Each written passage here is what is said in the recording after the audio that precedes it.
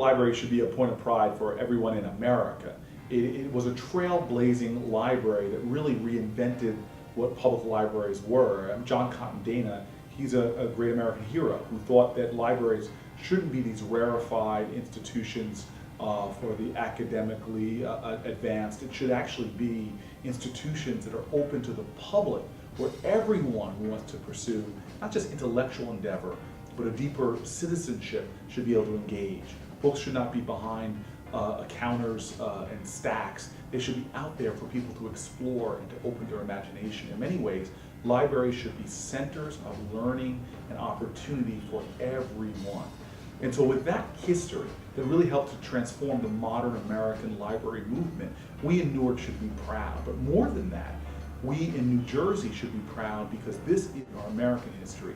And that history, that tradition, that fact that this library holds such an abundant treasure is what makes me such an enthusiastic supporter.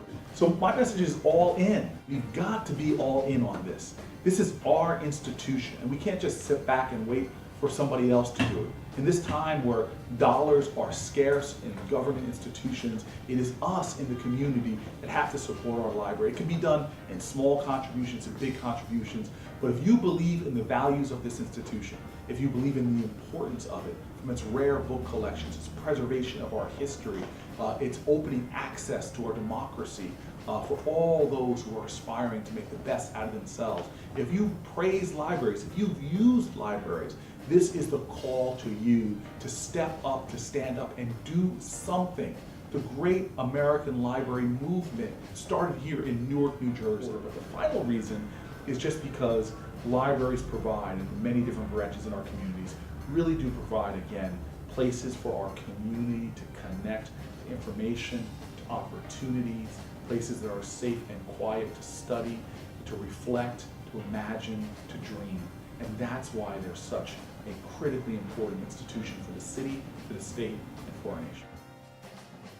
I was really impressed with the people working here, and even more so with the collections, particularly the New Jersey Information Center and the materials that have been gathered about the history of Newark.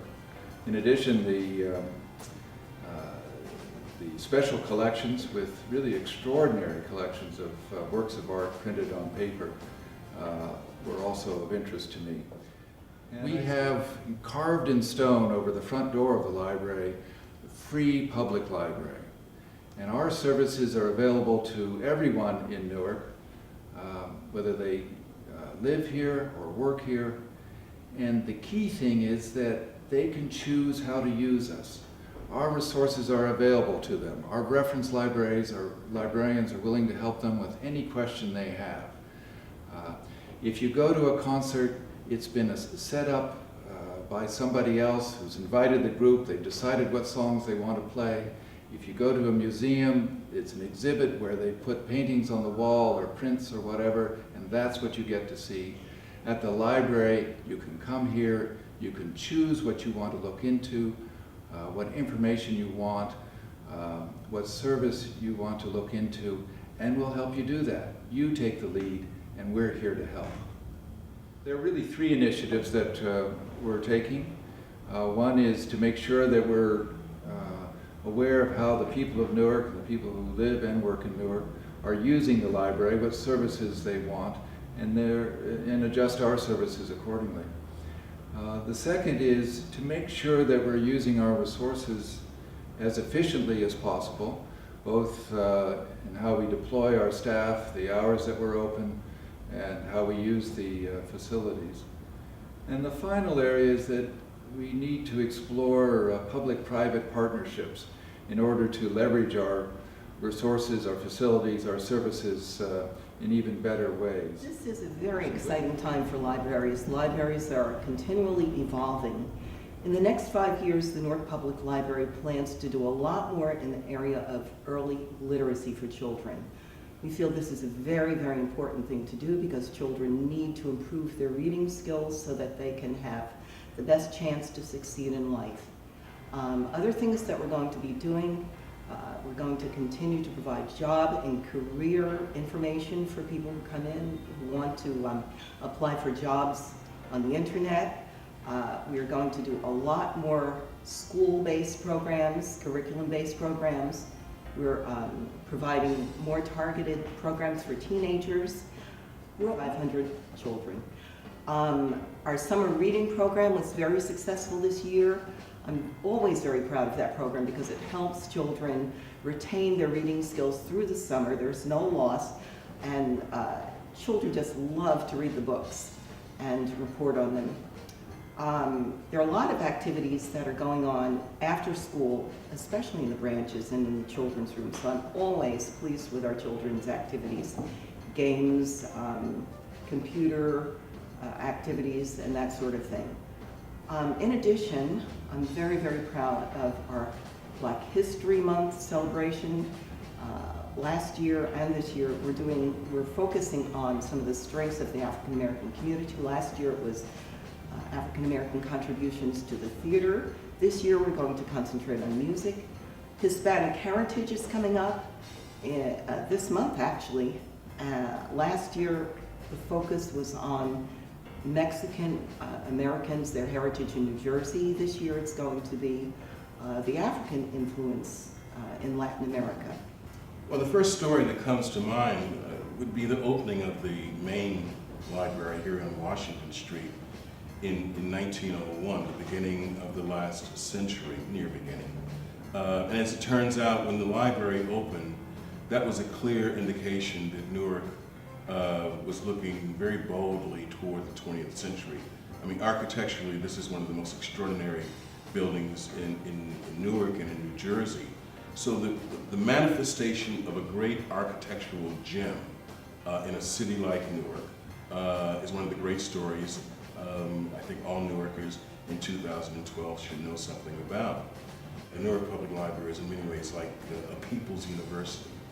It challenges indifference, it challenges passivity, it challenges ignorance through an array of services, books and magazines and journals, but also in many ways the spirit of Newark, the civic culture of Newark, and the history of Newark have all found a safe haven in the Newark Public Library. During this digital age where we can do so much by ourselves in our handheld devices or our computers or our tablets, all of that's fine.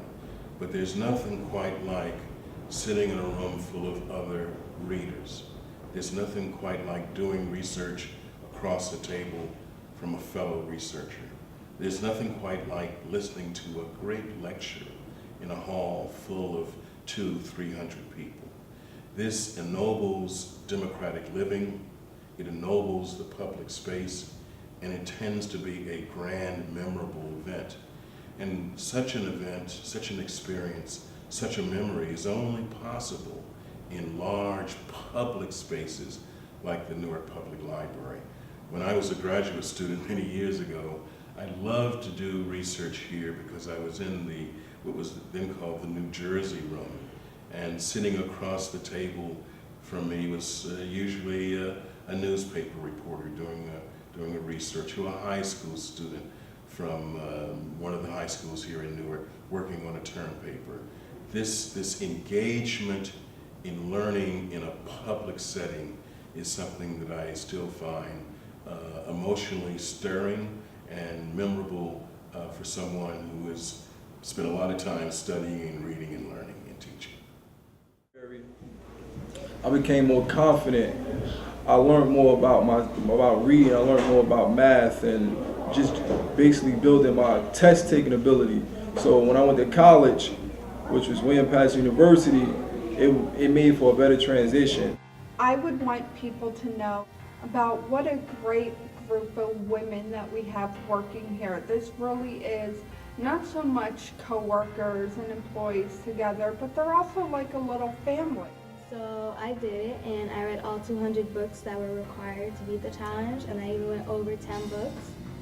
And then the next year, the following year when I was in 5th grade, 2009 to 2012, I did the challenge again that summer, and I read the 200 books as well as 2010 to 2011, and 2011 to 2012. And this summer, I did the teen challenge, and you have to read 60 books, which are thicker. And so I also did that challenge, and I also read this book right here. See how thick? Thicker than the ones downstairs, of course. And it's from the Newark Public Library. April. We use the computers. We come in, when our home computers are not working, we use the printers. And one thing that I really enjoy about the library is the fact that you can basically get anything here. Any kind of knowledge you want, you can get. Newark Public Library, come and see us. Come to the Newark Library and discover your dream.